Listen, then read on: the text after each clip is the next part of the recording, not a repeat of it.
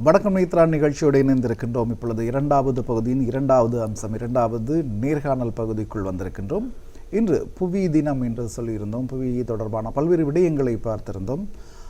ஏற்கனவே நாங்கள் கலந்துரையாடதுபடி புவிக்கு மனிதனால் ஏற்படும் பாதிப்புகளால் அதன் விளைவுகளை மனிதனை அனுபவிக்கின்றான். இலங்கையும் அது விதிவிலக்கல்ல. இலங்கையிலும் கடந்த தினம் அண்மை கால ஒரு நல்ல உதாரணம் டித்வா சூறாவளி. டித்வா சூறாவளியினால் 25 மாகாணங்களும் மாகாணங்கள் என்று பல்வேறு பாதிப்புகள், பல்வேறு உயிரிழப்புகள் ஏற்பட்டு பாதிப்புக்குள்ளான ஒரு நாடாக இலங்கை காணப்பட்டது. இதனால் பொருளாதாரம் கடுமையாக பாதிக்கப்பட்டது. ஆகவே இதிலிருந்து மனிதன் பாடங்களை கற்றுக்கொள்ள வேண்டியவர்களாக இருக்கின்றோம். அதனுடன் தொடர்புடைய விடயங்களைத்தான் இன்றைய தினம் இன்று விசேட நேர்காணல் பகுதியிலும் நாங்கள் பார்க்க போகின்றோம். அதற்காக கலையம் வந்திருக்கின்றார் கொத்மலை உதவி கல்வி பணிப்பாளர், பத்திரிகையாளர், அதேபோல நல்லிணக்க சபையின் உபத்தலைவர், அகில இலங்கை சமாதான நீதவான் திரு துரைசாமி நடராஜா அவர்கள் கலையம் வந்திருக்கின்றார். வணக்கம் சார். வணக்கம். உண்மையில் இந்த இயற்கை தொடர்பில் நாங்கள் காலையிலும் பேசியிருந்தோம். இயற்கை தொடர்பில் நாங்கள் அக்கறை செலுத்த வேண்டியவர்களாக இருக்கின்றோம். அது குறித்த பல விடயங்களை நாங்கள் பேச வேண்டியவர்களாக இருக்கின்றோம். இந்த காலநிலை மாற்றத்தால் ஏற்படும் விளைவுகள் என்ன? பொதுவாக அதிலிருந்து ஆரம்பிக்கலாம். இந்த காலநிலை மாற்றத்தால் ஏற்படும் விளைவுகள் என்பதும் பொழுது மனித குலத்திற்கு தாக்கம் ஏற்படுத்தும் விளைவுகள் என்னென்ன இருக்கின்றன? குறிப்பாக காலநிலை மாற்றம் என்று நாங்கள் கூறுகின்ற போது பல ஆண்டுகளாக, பல தசாப்தங்களாக தொடர்ச்சியாக மழை பெய்யும் முறையில் வேறுபாடு, வெப்பநிலையில் வேறுபாடு, பருவம் அல்லது காற்று போன்றவற்றில் காணப்படும் வேறுபாடுகளைத்தான் நாங்கள் காலநிலை மாற்றம் என்று குறிப்பிடுகின்றோம். இந்த காலநிலை மாற்றத்தின் முன்பெல்லாம் மழை பெய்யும் போது நாங்கள் ஆனந்தமாக வெளியில் விளையாடி துள்ளி குதிப்போம். இப்போது மழை என்றாலே எல்லோருக்கும் ஒரு கிளி அல்லது அச்சம் வருகின்றது. அது இயல்பாக இருக்கின்றது. இந்த காலநிலை மாற்றம் ஏற்படுத்துவதிலே பல்வேறு காரணிகள் தாக்கம் செலுத்துகின்றன.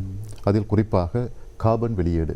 என்று நமக்கு தெரியும், வளர்ச்சி அடைந்த நாடுகள் தொழிற்சாலைகள் பாரிய அளவில் அங்கே இயங்கிக் கொண்டிருக்கின்றன. எனவே இந்த நிலையிலே அங்கு கார்பன் வெளியேற்றம் அதிகமாக இருக்கின்றது. இந்த கார்பன் வெளியேற்றம் அதிகமாக இருக்கின்ற போது அவை காற்றோடு கலந்து மாசினை ஏற்படுத்துகின்றது. எனவே இந்த காலநிலை மாற்றத்திற்கு அதுவும் உந்து சக்தியாக அமைகின்றது. அத்தோடு இன்னும் சொல்லப்போனால் காடழிப்பு. இன்று தெரிந்தோ தெரியாமலோ நாங்கள் அபிவிருத்தி என்னும் போர்வையிலே காடுகளை அழிப்பதை வழக்கமாக கொண்டிருக்கின்றோம். அத்தோடு இதனால் ஏற்படும் விளைவுகளை நாங்கள் அறிந்தும் அறியாதது போலையும் இருக்கின்றோம். காடழிப்பினால் ஏற்படும் பன்முக விளைவுகள் அதிகமாக காணப்படுகின்றன. எனவே இத்தகைய செயற்பாடுகள் கூட இந்த காலநிலை மாற்றத்துக்கு ஒரு உந்து சக்தியாக இருந்திருக்கின்றது.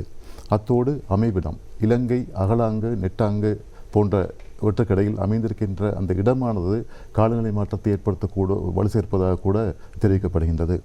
அத்தோடு இந்திய அந்த துணைக்கண்டத்திலே எங்களுடைய நாடு இருக்கின்ற அந்த நிலை போன்றடவும் கூட காலநிலை மாற்றத்துக்கு வலு சேர்ப்பதாக தெரிவிக்கப்படுகின்றது. இவற்றோடு வாகன மாசு இப்போது நாங்கள் அதிகமாக கூற வேண்டிய ஒரு தேவை இருக்கின்றது. வாகனங்கள் வீதிகளில் இறங்கினால் வாகனங்கள் அதிகமாக செல்வதனை காணக்கூடியதாக இருக்கின்றது. இவை அனைத்தும் வெளியிடுகின்ற அந்த புகைகள் காற்றோடு கலந்து ஒரு மாசினை ஏற்படுத்துகின்றன. இதனால் கூட இங்கு காலநிலை மாற்றம் ஏற்படுவதை நாங்கள் அவதானிக்கக்கூடியதாக இருக்கின்றது. இன்னும் வேளாண்மை, விவசாய நடவடிக்கைகளுக்கு நாங்கள் பயன்படுத்துகின்ற உரம் பசலை. இந்த பசலை வகைகள் கூட சில வேளைகளிலே நச்சுத்தன்மை ஏற்படுத்துவதாக அறியப்பட்டிருக்கின்றது. புவிச்சரிதவியலாளர்கள் இது தொடர்பாக அநேகமான விடயங்களை கூறியிருக்கின்றார்கள். எனவே அப்படி பார்க்கும்போது இவை கூட இந்த காலநிலை மாற்றத்திற்கு வலு சேர்ப்பதாக நாங்கள் கருத முடியும். மனிதன் இந்த காலநிலை மாற்றத்தை ஏற்படுத்துவதிலே முக்கிய பங்கு வகிக்கின்றான். மனிதனுடைய பிழையான செயல்கள் தான் இவற்றுக்கு வித்திடுகின்றன என்ற ஒரு கருத்து இருக்கின்றது. அது முற்றிலும் உண்மையானதுமாகும். இவை தவிர இயற்கையின் சீற்றங்கள் போன்றவற்றின் காரணமாகவும் காலநிலை மாற்றங்கள் ஏற்படுகின்றன. குறிப்பாக எங்களுக்கு தெரியும், எரிமலைகள் வெடிக்கின்றன. இன்று இலங்கையில் அல்லாவிட்டாலும் உலக நாடுகளிலே எரிமலை வெடிப்பு ஏற்படுகின்றது. இந்த எரிமலை வெடிப்பின் காரணமாக துகள்கள் காற்றோடு கலந்து மாசினை ஏற்படுத்துவது ஒரு காரணமாக இருக்கின்றது. அத்தோடு இந்த சூரிய வெப்பநிலையில் ஏற்படும் ஏற்ற இறக்கம், அந்த மாற்றம் கூட காலநிலைக்கு இட்டுச் செல்வதாக, காலநிலை மாற்றத்துக்கு இட்டுச் செல்வதாக தெரிவிக்கப்படுகின்றது. இவ்வாறு நாங்கள் பார்க்கின்ற போது இந்த காலநிலை மாற்றத்தால் பல்வேறு தாக்க விளைவுகள் ஏற்படுகின்றன. குறிப்பாக எமது இலங்கை நாடு விவசாய நாடு என்று வைத்துக்கொள்வோம். மீன்பிடி போன்ற விடயங்கள் அதிலே காணப்படுகின்றன. எனவே இந்த விவசாய உற்பத்திக்கு பாதிப்பு ஏற்படுத்தக்கூடிய வகையிலே இந்த காலநிலை மாற்றம் அமைந்திருக்கின்றது. குறிப்பாக மழை பெய்யும் காலங்களிலே வெயில் அடிப்பதும், வெயில் அடிக்கும் காலங்களிலே மழை பெய்வதும் போன்று அந்த ஒரு சீரான நெறிமுறை இல்லாமல் இந்த சிக்கல்களுக்கெல்லாம் வழிவகுப்பதாக இருக்கின்றது. அத்தோடு இன்னும் சொல்லப்போனால் இந்த காலநிலை மாற்றத்தால் பாதுகாப்பற்ற வாழ்விடத்தில் வசிப்போர் பெரிய பாதிப்புக்கு உள்ளாவதையும் நாங்கள் அவதானிக்கக்கூடியதாக இருக்கின்றது. அத்தோடு கல்வி, சுகாதாரம் உள்ளிட்ட பல துறைகளும் இதனால் பாதிப்பினை எதிர்நோக்குகின்றன. உங்களுக்கு தெரியும், உயிர் சேதங்கள், உடைமைச் சேதங்கள், இவ்வாறும் பல விளைவுகள் இதனால் ஏற்படுகின்றன. இதற்கு தீர்வாக புத்திஜீவிகள் பல்வேறு விடயங்களை முன்வைத்திருக்கின்றார்கள். அதற்கு குறிப்பாக நிலக்கரி எண்ணெய் பயன்பாட்டினை குறித்து சூரிய மாற்று சக்தியினை நாங்கள் ஊக்குவிக்க வேண்டும். நிலக்கரி எண்ணெய் பயன்பாட்டினை தவிர்ப்பதன் மூலம் சூரிய மாற்று சக்தியினை விரிவுபடுத்துவதன் மூலமாக நாங்கள் இந்த நிலைமையிலிருந்து பாதுகாத்துக் கொள்ளலாம்.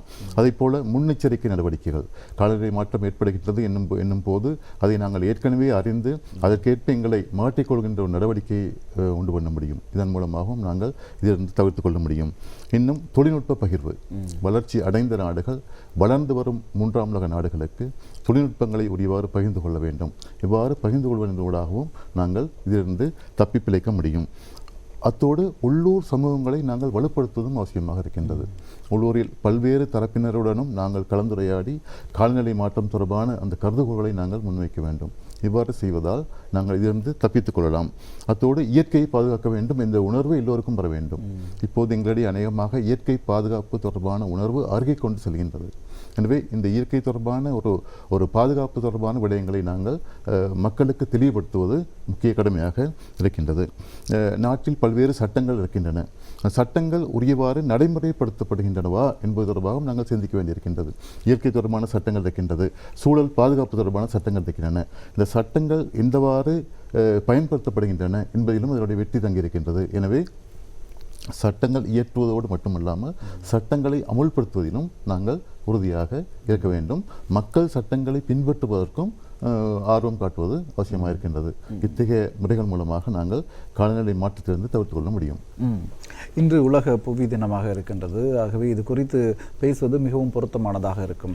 இயற்கையின் சமநிலையில் பாதிப்பு மாற்றம் ஏற்படும், சமநிலையில் ஏதேனும் தாக்கம் ஏற்படும் பொழுது இயற்கையின் மாற்றங்களை ஏற்படுத்துகிறது. நீங்கள் சொன்னது போல பருவ மாற்றம், காலநிலை பொய்த்து போகுதல் என்ற பருவ மாற்றங்கள் ஏற்படுகின்றன. அதனையும் தாண்டி கடுமையாக திடீர் இயற்கை சீற்றங்கள் ஏற்படுகின்றன. அந்த வகையில் அண்மையில் இலங்கையும் நமது நாடும் கூட இந்த டித்வா புயலினால் அதிகமாக பாதிக்கப்பட்டது. அந்த பாதிப்புகள் என்பதை சொல்வதை விட, பாதிப்புகள் என்பது சில சமயம் நிவர்த்தி செய்யப்பட்டால் அது நிவர்த்தியாகிவிடும். ஆனால் அது கடுமையான தழும்புகளை ஏற்படுத்தி இருக்கின்றது. அந்த தழும்புகள் என்னென்ன, அதெல்லாம் சொல்லுங்கள் சார். இலங்கையில் இந்த இடம்பெற்ற இந்த பேரழிவு மிகவும் மோசமானது என்று ஐக்கிய நாடுகளுக்கான இலங்கையின் வதிவிட பிரதிநிதி மார்க் பிரான்சியை தெரிவித்திருக்கின்றார். கடந்த 2 தசாப்தங்களிலே மிகவும் மோசமான ஒரு நிலைக்கு இலங்கை பேரழிவு ஏற்பட்டிருக்கிறது என்பது அவருடைய கருத்தாக இருக்கின்றது. அவருடைய கருத்து மட்டுமன்றி அநேகமானவர்களும் இந்த கருத்துக்கு வலு சேர்த்திருப்பதை நாங்கள் அறியக்கூடியதாக இருக்கின்றது. இலங்கையில் 1957, 68, 72, 2008, 2011 போன்ற அந்த காலப்பகுதிகளிலே சூறாவளி தாக்கம் இடம்பெற்றிருக்கின்றது. 1957ஆம் ஆண்டு இடம்பெற்ற சூறாவளி தாக்கத்தின் போது 85 விதமான பகுதிகள் நாட்டிலே பாதிப்பினை எதிர்கொண்டிருந்தன.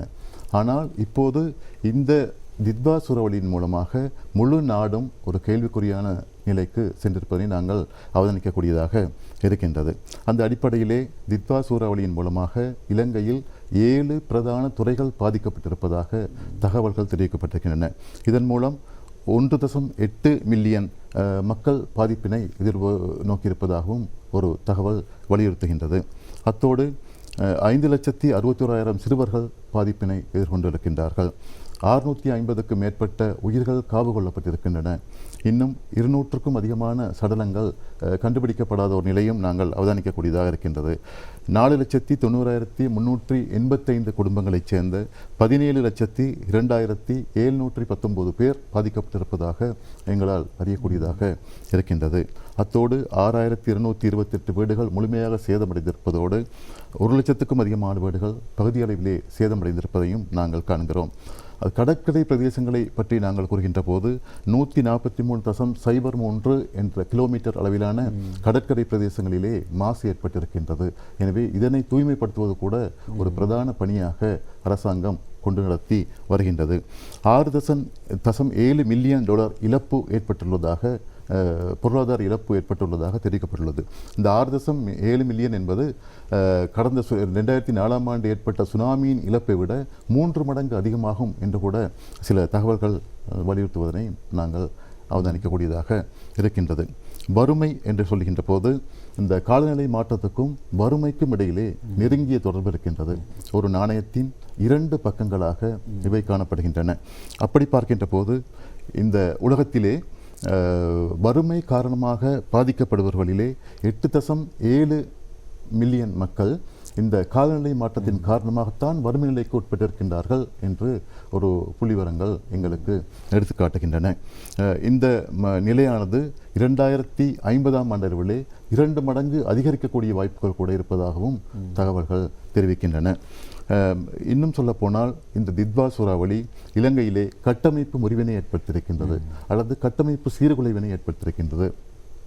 300க்கும் அதிகமான வீதிகள் பெரும் சிரமங்களுக்கு, போக்குவரத்து சிரமங்களுக்கு உள்ளாகி இருக்கின்றன. 15,000க்கும் அதிகமான இடங்களிலே மண் சரிவுகள் ஏற்பட்டிருக்கின்றன. அத்தோடு வீதிகள், பாலங்கள், இவற்றோடு தண்டவாளங்கள் கூட பல இடங்களிலே சீர்கேடிழந்திருப்பதனை நாங்கள் அறியக்கூடியதாக இருக்கின்றது. பொதுவாக நான் கூறியது போல மண் சரிவு, வெள்ளம் என்பன கூடுதலான தாக்கத்தை ஏற்படுத்தியிருக்கின்றன. மக்கள் இடம்பெயர்வு அதிகரித்திருக்கின்றது.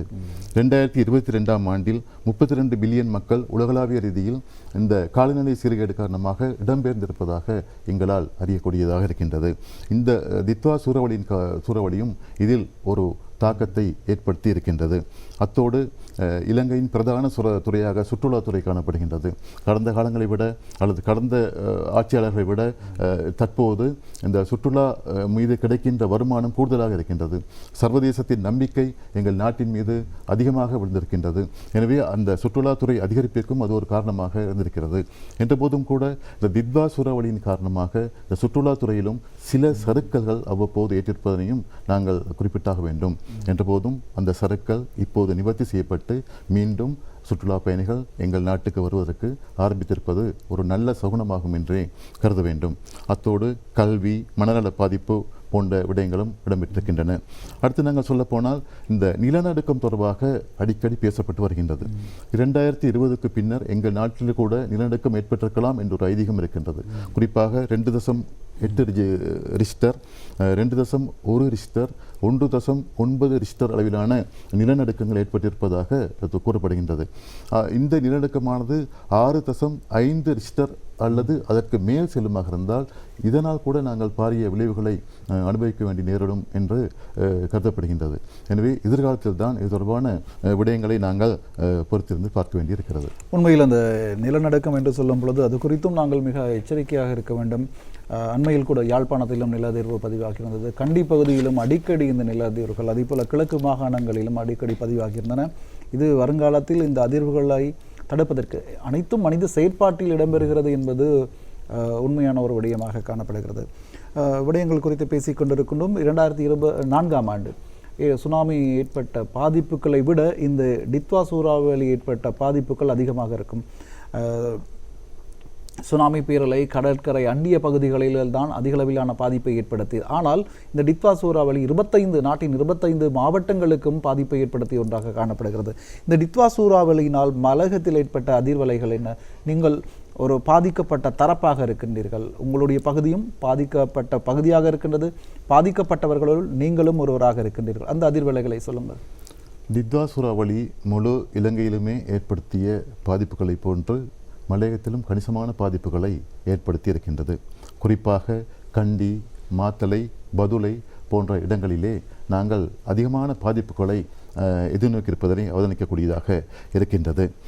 இப்படி பார்க்கின்ற போது மலையகத்திலே பல இடங்களிலே அந்த தரை தோற்றம், அதாவது நிலமட்டம் உயர்நில பகுதி காணப்படுவதன் காரணமாக அதிகமான மண் சரிவுக்கு உள்ளாகியிருப்பதனை நாங்கள் அவதானிக்கின்றோம். மண் தளர்ச்சி அடைந்திருக்கின்றது. சரிவு அபாயம் போன்றன ஏற்பட்டிருக்கின்றன. குறிப்பாக கொத்மலை பகுதியை பொறுத்தவரையிலே அங்கு ஒரு 17 வீடுகள் முற்றாக புதையுண்ட ஒரு தன்மையினையும் நாங்கள் காணக்கூடியதாக இருக்கின்றது. இந்த முற்றாக சேதமடைந்த வீடுகளில் 63 பேர் இறந்திருக்கின்றார்கள். அதில் 40 சடலங்களை மட்டும்தான் எடுக்க முடிந்திருக்கின்றது. மேலும் 23 சடலங்களை எடுக்க முடியாத அளவிற்கு பாறாங்கற்கள் உருண்டு அந்த சடலத்திலே மூடி கிடக்கின்றன. இவ்வாறு ஒரு சோகமான சம்பவங்கள் கூட அங்கே இடம்பெற்றிருக்கின்றது. இன்னும் சொல்ல போனால் இந்த நான் ஏற்கனவே கூறியது போன்று மலையக பகுதிகளிலும் கூட வீடுகள் முற்றாகவும் பகுதிகளிலும் சேதங்களை ஏற்படுத்தி இருக்கின்றன. அதையும் நாங்கள் உணர்ந்து கொள்ள வேண்டும். விவசாய நடவடிக்கைகள் நுவரலியா போன்ற பகுதிகளிலே விவசாயத்திற்கு புகழ்பெற்ற பகுதிகளாக காணப்படுகின்றன. அங்கு விவசாய நடவடிக்கைகள் பெரிதும் பாதிப்படைந்திருக்கின்றன. அதிலிருந்து மீள எழும்புவது என்பது விவசாயிகளுக்கு அவ்வளவு இலகுவான காரியமாக இருக்கவில்லை. அவர்கள் இன்னும் கூட அந்த விவசாய நடவடிக்கைகளுக்காக பெற்ற கடன்களை அடைப்பதிலே பல்வேறு சிக்கல்களை எதிர்கொண்டு வருவதையும் நாங்கள் அவதானிக்கக்கூடியதாக இருக்கின்றது. எனவே அவருடைய வாழ்வில் கூட தித்வா ஒரு பாரிய தழும்பினை ஏற்படுத்தி இருக்கின்றது. அத்தோடு இந்த தேயிலை உற்பத்தியிலே பாரிய தாக்கம் ஏற்படுத்தியிருக்கின்றது. தேயிலை என்று சொல்லும்போது அது மலையக மக்களைத்தான் சார்ந்ததாக அமைகின்றது. தேயிலை உற்பத்தி பெரிதும் வீழ்ச்சி அடைந்திருக்கின்றது. எங்கள் நாடு தேயிலை ஏற்றுமதியிலே முன்னிற்கின்ற ஒரு நாடாக இருக்கின்றது. இந்த ஏற்றுமதி துறையை பாதிக்கின்ற ஒரு விடயத்தையும் நாங்கள் இங்கே கூறியாக வேண்டி இருக்கின்றது. குறிப்பாக பெருந்தோட்ட தேயிலை உற்பத்தி பாதிக்கப்படுகின்ற நிலையிலே அங்குள்ள மக்களின் வருமான வீழ்ச்சிக்கு அது ஒரு உந்து சக்தியாக அமைகின்றது. ஏற்கனவே தேயிலை விளைநிலங்கள் பல்வேறு அபிவிருத்தி கருதி சுபீகரிக்கப்பட்டு வருவதாக ஒரு குற்றச்சாட்டு இருக்கின்றது. அந்த குற்றச்சாட்டுகளுக்கு மத்தியிலே இப்போது இந்த மண் சரிவு, வெள்ளம் போன்றவற்றின் காரணமாக தேயிலை விளையும் பல நிலங்கள் இல்லாது போயிருக்கின்றன. இவ்வாறு தேயிலை விளைநிலங்கள் கணிசமாக குறைவடைந்து கொண்டு போகின்ற காலத்திலே அவருடைய வேலைவாய்ப்பு அங்கு கேள்விக்குறியாகின்றது. அவர்கள் நகர்ப்புறங்களை நோக்கி நாடி செல்ல வேண்டிய ஒரு தேவை காணப்படுகின்றது. அது அந்த சமூக இருப்பிற்கு அல்லது அந்த சமூக அடையாளத்திற்கு ஒரு மிக பெரும் அடியாகத்தான் காணப்படுகின்றது. எனவே சமூக செறிவு என்பது அங்கே சீர்குலைக்கப்படுகின்றது. எனவே இந்த ஒரு நிலைமையை நாங்கள் தித்வா ஏற்படுத்தி இருக்கின்றது. எனவே தேயிலை விளைநிலங்களுக்கும் தொழிலாளர் வயிற்றுக்கும் விழுந்த மிகப்பெரிய அடியாக நாங்கள் அதனை கருத முடியும். அத்தோடு உணவு பாதுகாப்பும் இப்போது கேள்விக்குறியாக இருக்கின்றது. தோட்டப்புறங்களை பொறுத்தவரை உங்களுக்கு தெரியும், கலோரி அளவில் உணவுகள் கூடுதலாக பெற்றுக்கொண்ட போதும் நிறையுணவு என்பது அங்கு இன்னும் பெரும்பாலான இடங்களிலேயே சாத்தியப்படவில்லை.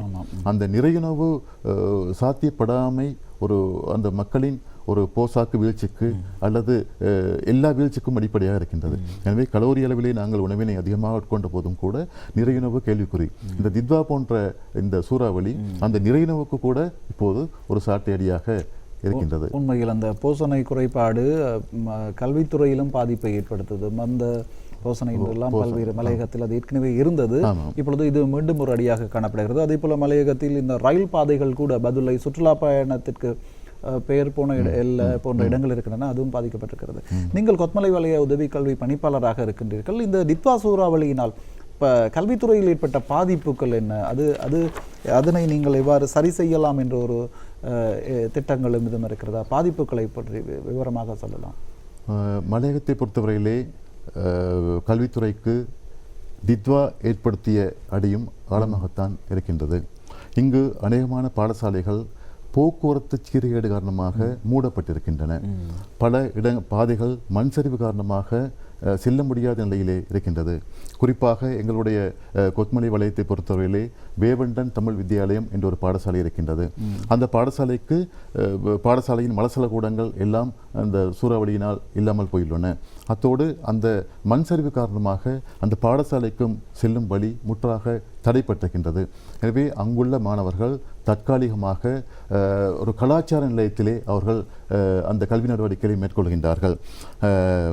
அத்தோடு இந்த மண் சரிவு, மரம் முறிந்து பாடசாலையின் மேல் விழுதல், பாடசாலையிலே ஏற்பட்டுள்ள வெடிப்புகள் காரணமாக நியாயமான பாடசாலைகள் மலையத்திலே மூடப்பட்டிருப்பதனை நாங்கள் காணக்கூடியதாக இருக்கின்றது. இந்த பாடசாலை மாணவர்களை பொறுத்தவரையிலே தித்வா சூறாவளியின் பின்னர் இடைவிலகல் தன்மைகள் அதிகரித்து காணப்படுவதாக ஒரு குற்றச்சாட்டு இருக்கின்றது. மலையக மாணவர்களை பொறுத்தவரையிலே பாடசாலை இடைவெளிகள் என்பது நீண்டகால பிரச்சனையாக இருந்து வருகின்றது. பேராசிரியர் சந்திரசேகரன் அவர்கள் கூட இந்த இடைவிலகல் தன்மைக்கு ஏற்கனவே நாங்கள் விளங்கிக் கொண்டு அதற்கு ஏற்ற நடவடிக்கைகளை மேற்கொள்ள வேண்டும் என்று அடிக்கடி வலியுறுத்தியிருக்கின்றார். அவ்வாறு நாங்கள் பார்க்கின்ற போது இந்த மலையகத்திலே சில புள்ளி விவரங்களை நோக்கின்ற போது பாடசாலைக்கு செல்லாத மாணவர்கள் 12.2 பேர் இன்னும் இருக்கின்றார்கள். 12.2% மாணவர்கள் இருக்கின்றார்கள். இது நகர்ப்புறங்களிலே 2.2 வீதமாக காணப்படுவதோடு கிராமப்புறங்களிலே 3.5 வீதமாக காணப்படுகின்றது. அதைப் போல தரம் 5 வரை மட்டுமே கல்வி கற்றவர்கள் 4.2 பேர் இருக்கின்றார்கள். இவ்வாறெல்லாம் எங்களுடைய மலையத்திலே ஒரு வீழ்ச்சி போக்கினை நாங்கள் காணக்கூடியதாக இருக்கின்றது. எனவே இந்த நிலைக்கு மத்தியிலே இந்த இடைவிலகல் அதிகரிக்கும் போது அது மலையக கல்வித்துறைக்கு ஒரு மிக பெரும் அடியாக இருக்கின்றது.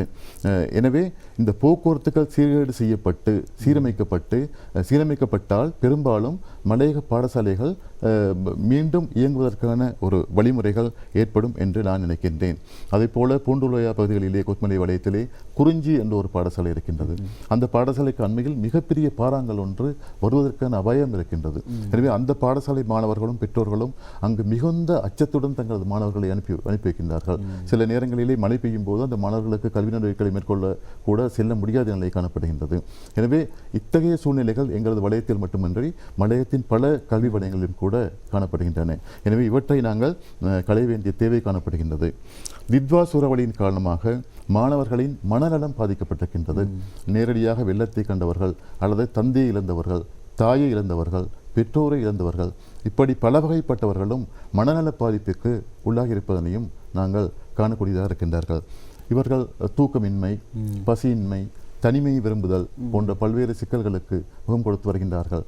நீங்கள் கூறியது போல போசாக்கு மட்டுமின்றி இந்த இந்த இந்த இந்த தித்வா கூட அவருடைய கல்வி ஈடுபாட்டை குறைத்திருக்கிறது என்று தான் சொல்ல வேண்டும்.